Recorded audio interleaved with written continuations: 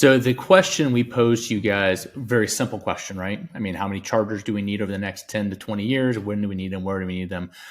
Chat, tell me a little bit about how you guys kind of tackled this, because it's not a small question. It's a huge question. Yeah. And it gets, I mean, a lot of people like to simplify it, but we have to be much more thoughtful about this. So you guys took a very detailed approach to this. Yeah, I laughed when you said it's a very simple question. It is a very simple question, but to ask it the right way, you need to really dive into it. So we've been forecasting electric vehicles for a number of years now, and the thing that's really fascinating is whenever we're doing this kind of deep level forecasting, there's not a lot of history to draw from, right? Electric vehicles, by and large, are still newfound for most mainstream consumers, and the thing that we need to think about is how the infrastructure needs to ebb and flow alongside that growth.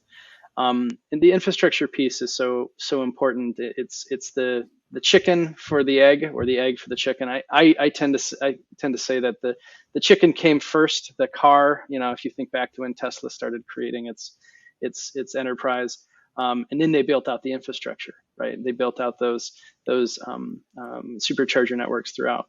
So when we took a look at how to answer this question of where will the charger growth be needed in the US, we had to think about how the industry is going to grow over the next couple of years, where it's going to grow and how it's going to grow.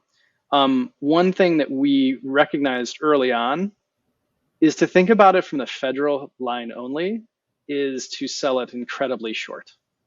It's not nearly granular enough because the federal representatives, the federal government is not actually putting charging stations in the ground.